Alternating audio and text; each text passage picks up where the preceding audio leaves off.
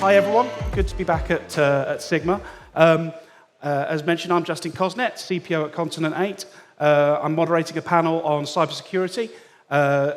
We discuss the current cyber threat landscape, what businesses should be doing to take that threat protection to the next level. Joining me today, we have Craig Lusher, Senior Product Specialist Secure at Continent 8, so a colleague, hopefully going easy on me. We've also got Harmen Brenninkmeijer, CEO of NYCE International Limited, and we have Giovanni Artese, Valuation Officer, Internal Auditor and Operations Oversight at Amagis Capital. So, hello, gentlemen. So, we've got a quick 20 minutes to crack through. So, cybercrime is on the rise. No business is immune. So let me begin by asking, we've seen a significant rise in cybercrime and cyber attacks in recent months. Why is this happening, especially in the global online gambling sector? And I'll go to Harmen first. Well, the issue that we have at the moment is very simple. I mean, we're a cash, business, and any type of business that handles this much cash is obviously quite attractive to any hacker, right? Now, at the moment, I think we're pretty much saved by, let's say, the crypto industry, because all the attention and focus was around, how can I hack the crypto side? Because generally, that was a little bit easier. With a lot of decentralization, even with the centralized databases, etc., it was easier to hack there. So now I think the attention will turn. And I think that the industry has to be extremely aware of what's going to happen. I think we're in a situation where we have too few controls. I think that we are by far not regulated enough in-house. I'm not talking about exterior, regulations that are being put upon us. I'm talking about the fact that we need to do that ourselves. So I think cybersecurity is not just about looking at, am I secure enough via my IT department that they say, oh, we do a good job? I think we have to start talking about basically risk mitigation. And I think cyber risk mitigation is going to be absolutely number one. Giovanni, anything to add there? Yeah, sure. Actually, there is a lot to add. Of course, you have the regulatory impulse there that must be, it is needed, of course. But you also have to raise awareness on the sector. Most cybersecurity threats and cybersecurity topics are hidden today. You have to raise concern on how to tackle them, how to tackle them effectively. So I think that people, normally actors that gaming industry, also financial industry deals with, are underestimating risks and opportunities behind cybersecurity, in terms of both markets and to mitigating tools. So I think that is one major threat that we have in the industry at the moment. And then you have, of course, one another that is specifically linked to gambling industry, which is interconnectedness. Basically, you have problems in third-party layers, fourth-party layers. So while tackling the cybersecurity as a general problem, as a control function perspective, you should raise concerns even in suppliers of suppliers. So it's generalized topic as a trend. And Craig. Thank you. And obviously, with the war in Ukraine and all of this kind of stuff, we see advanced persistent threats that have really pushed statistics quite high, I suppose. And world leaders have had their phones hacked and this kind of thing. So it's something really important to ensure that everything's protected. From a gambling standpoint, I mean, cyber attacks are cheap to launch and they're easy to launch, but they have a big impact if they're done correctly. And with the World Cup approaching, I guess there's been a huge spate of attacks, and I think it's big, bad actors are kind of looking to see what holes they can push in practice to try and cause as much disruption over the World Cup, I believe. Yeah.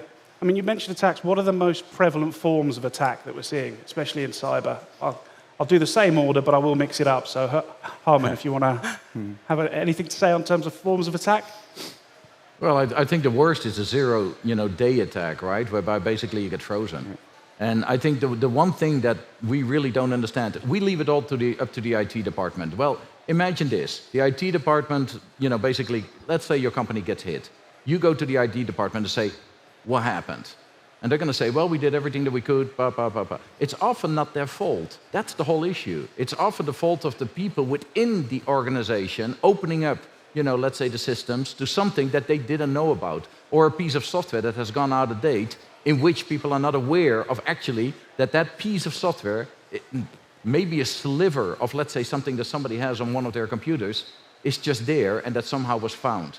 So I think the mitigation area is so important that the CEO should basically be able to say, how is my ranking? And that's really what I'm trying to advocate in the industry. We're basically looking at how can we create an industry, let's say, standard that has a ranking methodology that basically can prevent any of these type of attacks. But obviously from denial of service to data theft to, as I said, the 0 day is what frightens me most.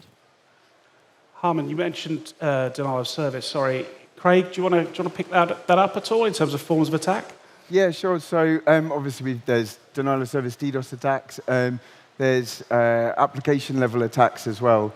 And there was 246 million web application attacks in the gaming and casino industries alone, and in 2020, and that was equates to 4% of global attacks. Was directly from that. So the more that companies push new features and open up APIs and partnerships with other companies, the kind of bigger or greater their attack surface is. And you kind of need like blanket protection using kind of like a web application firewall and that kind of thing to ensure that there's universal protection against all the web-facing applications. DDoS attacks as well. I mean, at Continent 8, we have seen huge attacks over the last month, and something called carpet bombing attacks, where there's a whole IP ranges are attacked at once simultaneously, and that's important to manage that. We had one particular customer. No, there's only one you're looking at. Who was off for, who got attacked for 31 hours, and if that business was taken offline, which it wasn't, we protected them, but they would lose a lot of money by doing that. Yeah. Understood. Giovanni, anything in terms of forms of attack? Yeah, so I think you guys just pretty said it all, but I want to top up a couple ones. So basically, the attacks are much more than what it's detected. So this is a key topic, What we detect is that what we can experience mostly ex post if you don't have enough tools to either prevent and detect attacks, So of course you mentioned DDoS, but also social engineering is something that is really, really skyrocketing in the industry. Mm-hmm. Given the endless endpoints and devices where you can share information with. And as Harmen was mentioning before, most of the information is publicly available. So people just let it go, And if you don't have hold on that this might create in the long run some trouble, some threat, etc. So you have, of course, availability, which is sort of a threat for the revenues of the company, but it's also the one that now actors are pretty much developing tools for, Mm-hmm. But to control endless devices or to control the actions, the accesses, the authentication measures that are in the market at the moment, that is becoming challenging, because each and every one of us has, I'm talking about for myself, but I'm sure you as well, we do have multiple devices we carry on, and each device has information stored, has data flows, has point of access, shares constantly information either with the cloud, with other actors on the chain. And this is especially a threat for CEOs and C-levels, because in terms of access lists, in terms of the information they hold, of course, they are top on the list. So most threats go through there. So if we're not talking about DDoS attacks, but we talk about phishing attempts or ransomwares or malwares, etc. So other forms of attacks. I think you should add additional attention to that state, that level, the C-level, the top management, etc. They are the one who have to be really much concerned. But it's also true that you have, the least the least, let's say, protection model. It says that your organization is as weak or as strong as your weakest link. You know, so even access to employees in an organization is becoming crucial, especially for control functions and for external cybersecurity providers. So I think this is most of all we can agree on the generalized trend that has been going on lately. But I want to point out that, as I mentioned before, the real deal is that we do not often detect all the threats. So we just realize after sometimes, and if we don't have the right, systems in place, this will be hidden, as I was mentioning in the first question. So that's the whole point of view. Understood. So mentioning systems and processes in place, Harmen, what are the kind of core solutions that companies need to have? I mean, Craig's now mentioned a few multiple layers of kind of security. What does that mean, that multi-layered approach to mitigating or preventing cyber attacks? Well, basically, everybody's talking about cybersecurity systems, right? You put that in place, you basically go back to your IT department, and you have a number of layers of software that, secure, let's say, your server setup, you build up your walls, and you basically think that, okay, that is pretty much sufficient. Where the problem comes in is the transactions that you do through your systems with the outside world. It is not what you do within. But within that is, pretty well secured, and in generally that can survive. But anything, why do we always hear about these attacks that steal millions and millions of names, addresses, emails, etc., credit card details? That's because those are the systems that talk to the outside, and in generally that's where things are starting to fall over when people start communicating with everybody else using different pieces of software that are being built into, let's say, making everything facilitate, let's say, everything. Everybody thinks that here you hear many times we API into your system, etc. That's all great. But how do you know those APIs are strong enough, etc.? So what I would like to advocate is that we come up with a standardization with a rating, and that rating should be good. Okay? So I'll give you an example. So I work with a company called Maxure, and the idea is from 0 to 1,000 is a rating, right? Now take one very big land-based casino, and they did a rating when they started, and this is arguably the best, let's say, protected casino in the world. Arguably, okay? Their rating, 0 being very bad, 1,000 being very good, was 350. That was it, 350. Now, after some mitigation, other measures, a lot of things that had to happen and change within the company, they built it back up to 650. Today, they're at about 680, okay?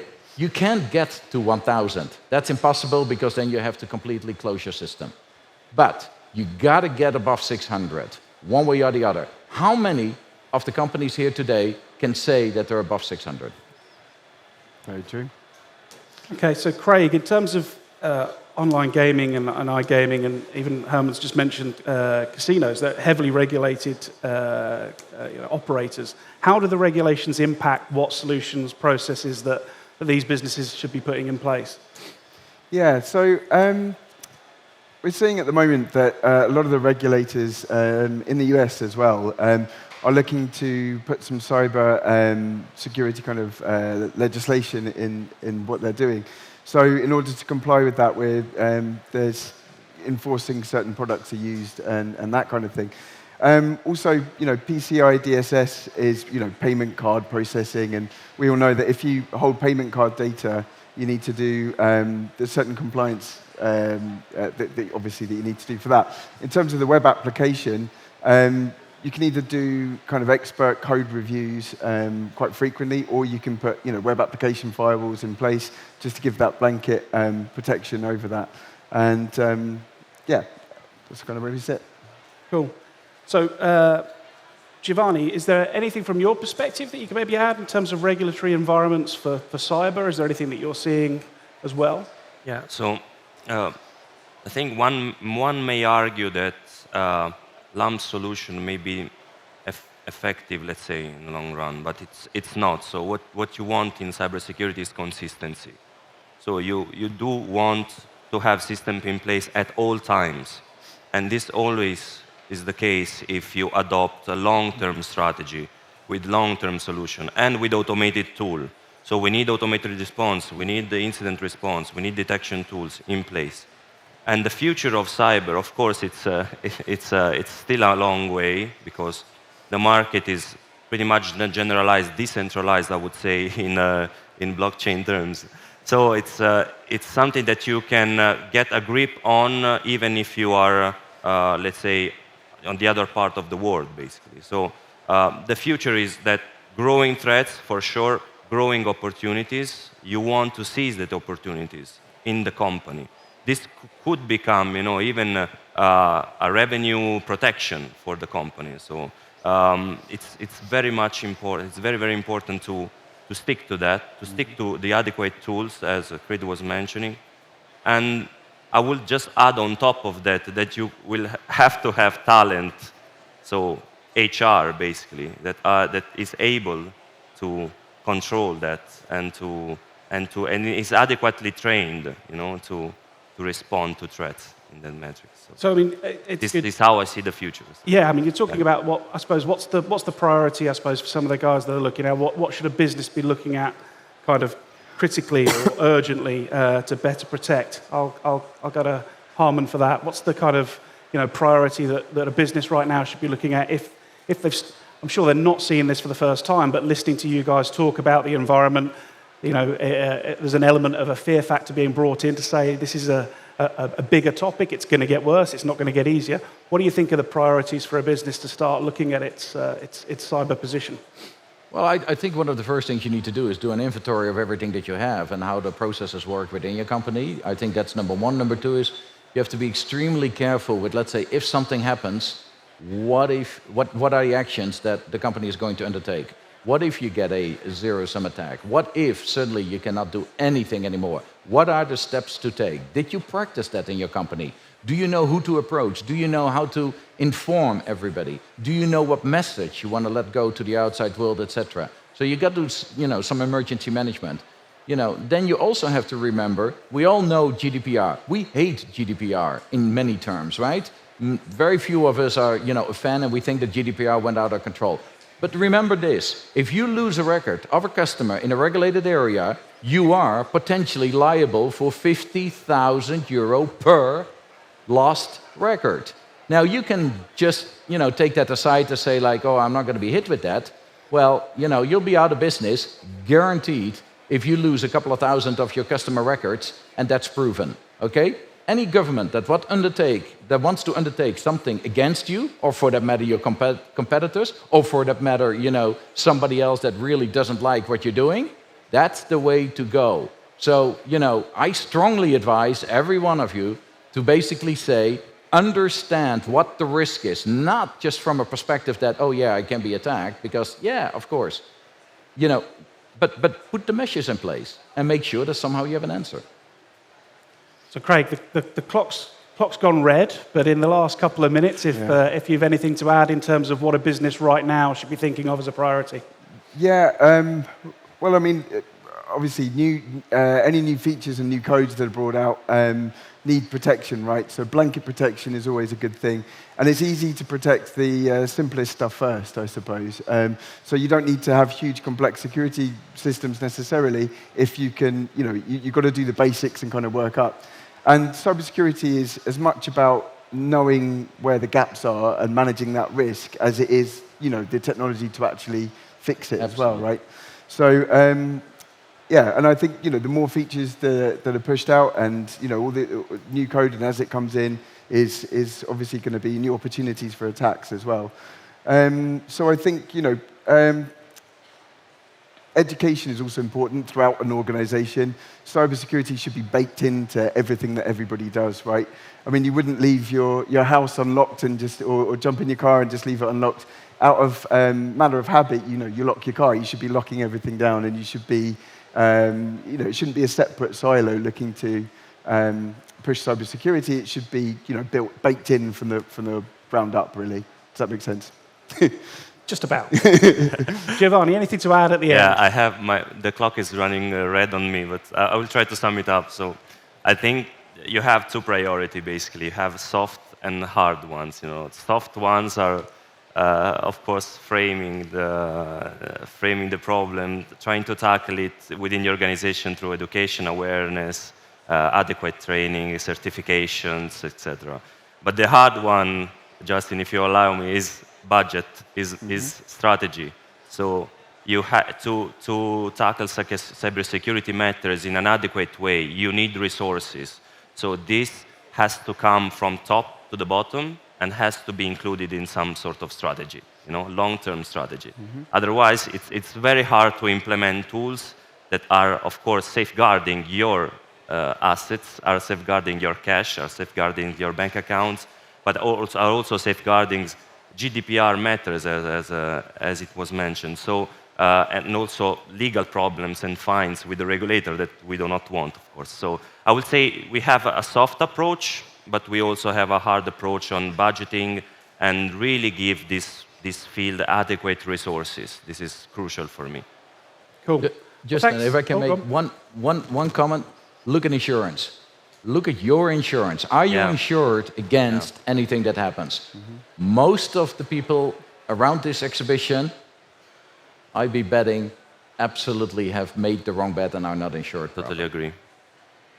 Cool. Well, thank you very much, guys. We managed to stick to the clock pretty well. We'll be around here afterwards, I think, if anyone wants to ask you any follow-up questions or pose any thoughts to yourselves. Thank you very much. We'll keep everyone else on time and finish up. Excellent. Thank you. Thank you. Thank you.